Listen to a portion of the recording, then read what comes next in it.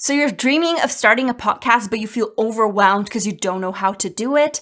Not to worry. By the end of this video, you'll know everything you need to know to start a podcast as a beginner without a big budget, difficult process, or complicated apps. Ready? Let's do this.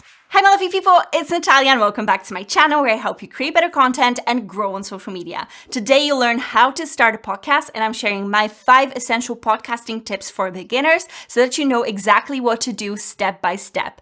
I always talk about the importance of having an evergreen content platform in your marketing strategy, and a podcast just ticks the box perfectly here. It's such a great way to show your expertise and build a strong relationship with your audience, but what if you're anxious about all the things you need to figure out beforehand? Don't worry, I got you, and it's easier than you think. Big shout out to Riverside for sponsoring this video. If you create video content where you talk to a guest, do a podcast, or interview people in any way, it's super important to get the best audio and video quality as possible on both ends.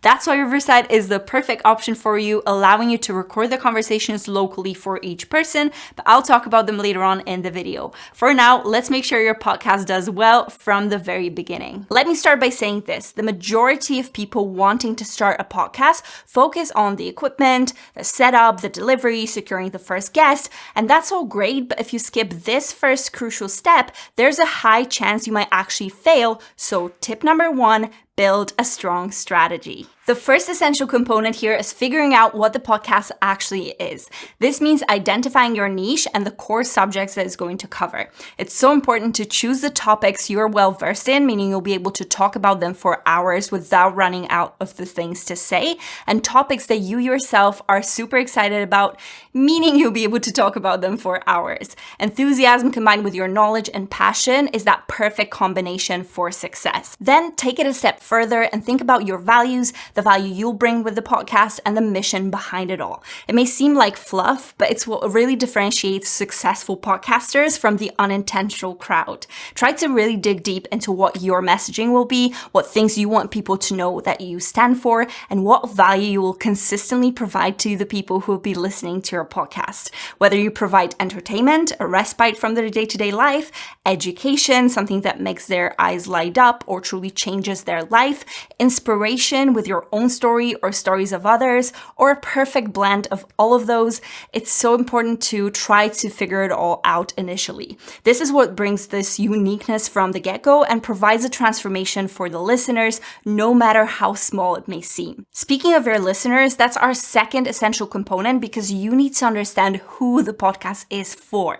Figure out who your target market generally is, so people who are interested in the type of content you produce and maybe actively searching for it. Once you have a rough idea, you can actually go deeper, go narrower within that market to find the ideal audience. You do this by diving deep into what they care about, their struggles, their passions, their habits and beliefs. So we're going beyond the demographics and into psychographics, trying to find out who they are as people. As an example, you could have a fitness podcast sharing exercise and nutrition advice, attracting anyone who is into physical activity in any way. Or you could have a fitness podcast for busy moms of newborns and toddlers, sharing advice on postpartum wellness, navigating motherhood and health, which is much more specific and will attract a crowd that's more likely to be fully engaged. After all, if you speak to everyone, you speak to no one. If you speak to your tribe, you're building a community. And for the third component, you have to work out the technicalities. So what's the name? Is it going to be a solo or a guest podcast? What's your branding going to look like? After all, podcast covers are quite important. Which platforms are you planning on distributing it? And a crucial question, will it be an audio only or a video podcast? Here, let me share a little insight with you. Opt for a video podcast because it feels more interactive, helps you reach a wider audience, and allows you to promote it better with clips. But probably most importantly from your perspective is that it really doesn't take that much more work, which I'll show you in just a moment. All right, we have the strategy covered briefly. If you want to learn how to build one in more detail, make sure to watch my strategy video once you finish this one. So let's move on to tip number 2, set yourself up for success. And you guessed it, we're discussing your setup since you do have to produce your podcast somehow.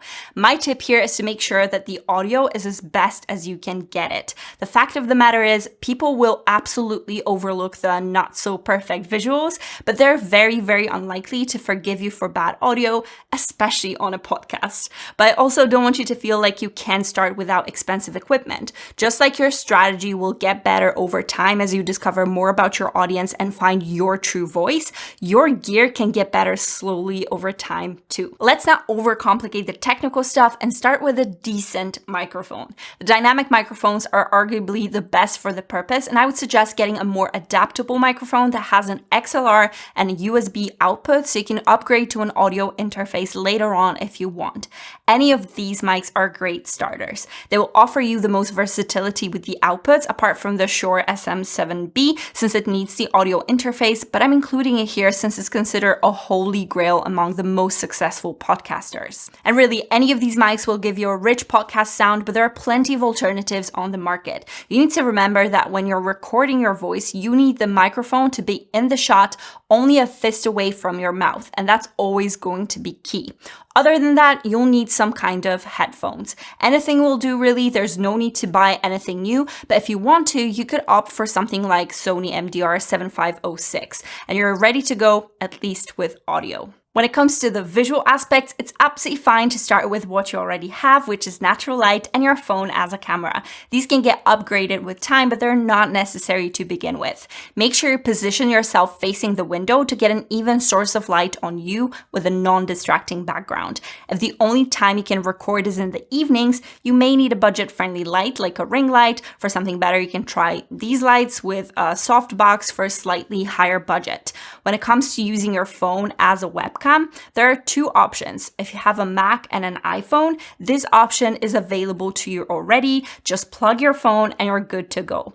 In any other case, you could try virtual camera software like IVCam or EpoCam. The point is, your video quality will be heaps better than the ugly 720p webcam. Once I have my setup ready and my phone connected, I just need to make sure it's all good for recording, which takes us to tip number 3, choose the right software. This point is so important because you want an app that's going to support your whole workflow and produce the best quality podcast possible, and I've got just the solution for you. I'm so excited to introduce you to today's video sponsor, Riverside FM. Riverside is the ultimate podcast recording solution, helping you record, edit, publish, and promote your podcast step by step. And let me just say, it's extremely beginner friendly. What I love about it is that it allows you to record high quality audio and video files locally, both for you and your guests. So you don't have to worry about annoying glitches or internet hiccups because it's smooth like butter on both ends. Plus, it comes with super helpful AI tools for transcription, text-based editing, and magic clips for social media. But you don't have to take my word for it. I'll show all of it to you in just a moment. If you want to try Riverside yourself, check out the link in the description box, and I've got a discount code for you to get 15% off any individual Riverside plan. Let's jump right in to show you what it looks like. Here's the main dashboard where your individual studios live. You can click plus new studio to add a new one. And from here, you can give it a name. I'm going to go for podcasting tips with Riverside. And below, we can choose the recording type, whether it's audio plus video or audio only. And you can set the transcription language. I'm going to go to continue setup studio. From here, you've got further different settings and you can hit create show. When you're done, you can get inside of your studio straight away or view recordings. Of course, we won't have any, but I do want to change some settings beforehand. Of course, feel free to look around here, but I want to make sure that the quality is the best possible before I start recording. Now, from here, I'm going to choose advanced quality and I can start exploring other things. Now, back at the very top, you can invite your guests from here by simply copying and sharing the link or sending an email from within Riverside. When you're ready to record, you can click Jump to Studio from here, and you can make sure you've got the right camera and microphone selected. As you can see, I've got IVCam, which is connected to my iPhone for that crisp quality, and my microphone and headphones are connected too. On the left side, you can choose whether or not you're using headphones. Again, I highly recommend you do, and you can just join studio from here.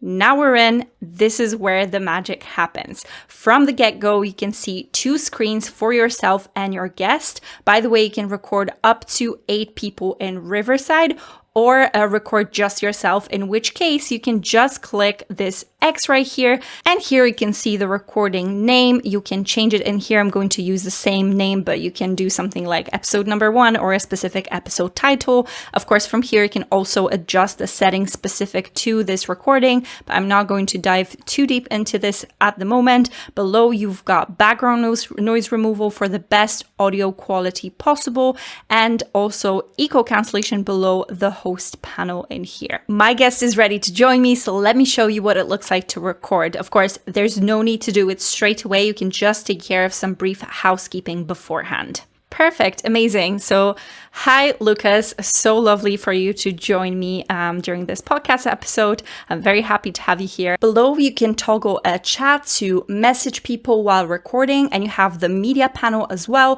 for some fun sound bites and your own podcast intros to play live too. Now, on to some of my favorite tips when it comes to software and recording a podcast. First of all, hold pre-call or discovery meetings with guests in Riverside. They get to interact with the app, you get to take the setup and chat about the podcast itself, putting you both at ease and more comfortable with each other. The great part is you can schedule these ahead of time, just like your podcast recording, so it's a really smooth workflow for you. My second tip is to use a script.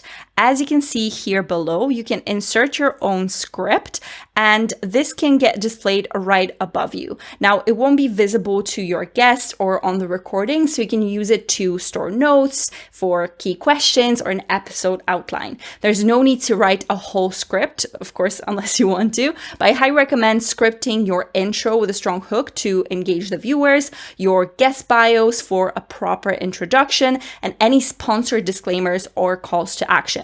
These elements are best kept brief and engaging, so it may be worthwhile having a full text ready for them.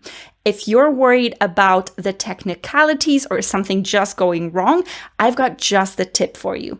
Add a producer to your show. You can invite them like you would a guest from this panel right here, and then choose the role as the producer from here below. Now, once they join, they will have all the controls just like you do, but they're not visible on the recording, so you can just focus fully on the conversation or the delivery and not worry about anything else.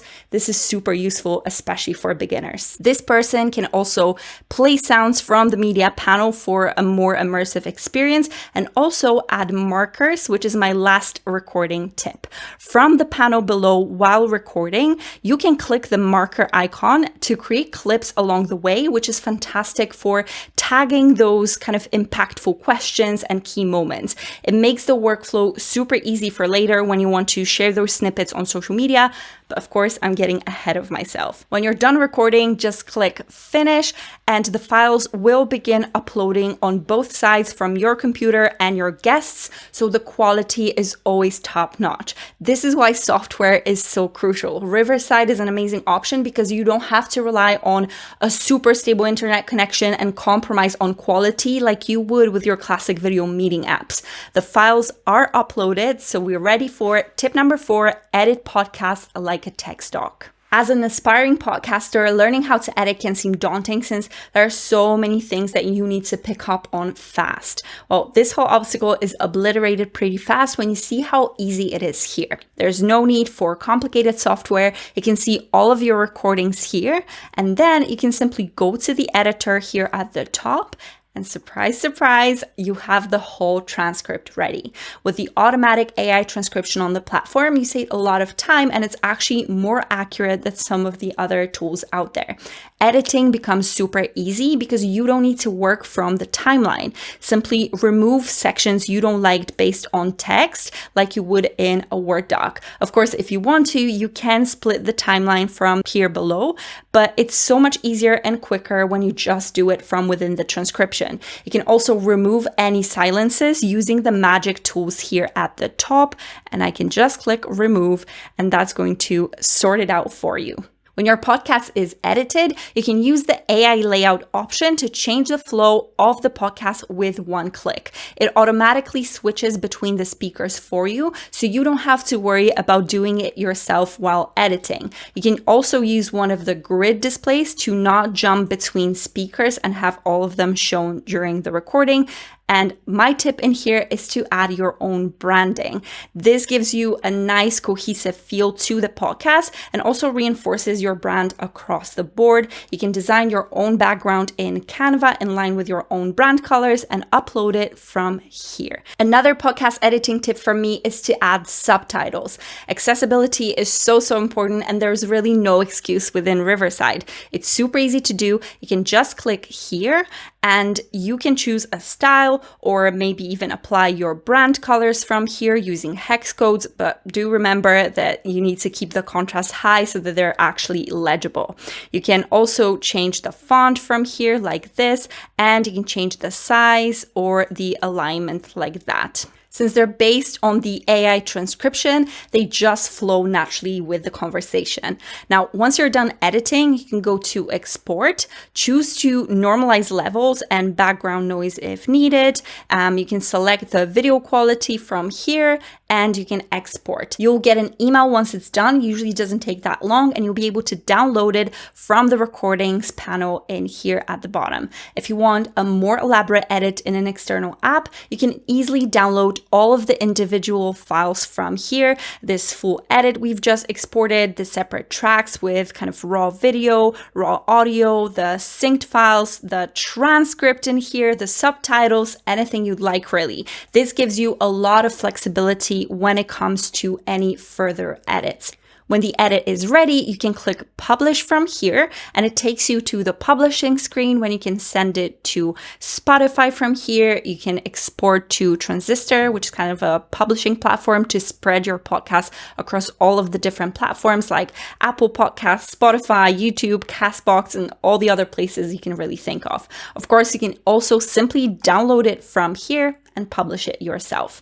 Now, this is where so many people would say they're done, but hold on, this final part is absolutely crucial to reach new people. So let's move on to tip number 5, distribute your podcast. If you're publishing your podcast and calling it a day, then you're doing it wrong. Marketing your podcast is just as important as producing it, and actively promoting is key to success. Think about the sheer volume of content that gets put out there. There have been nearly 172,000 podcast episodes published in July 2023 alone, according to Buzzsprout stats.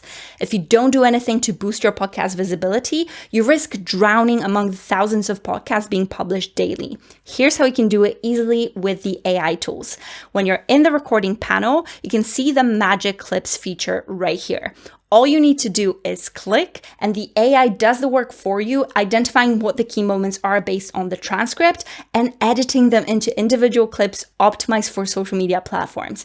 If needed, you can go in, adjust the boundaries, add branding, and you're sorted. Again, no need to know how to edit, and it's literally done for you within minutes. By the way, the markers I've mentioned while recording appear within the clips too, so you can edit them, change the orientation to vertical from here at the top too.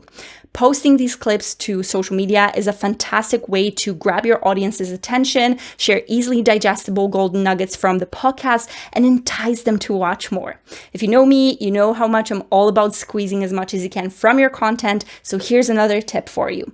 Repurpose the AI transcript too. When you download it from the bottom in here, along with the other files, you can actually put it on your website for people who prefer to read it as a transcript.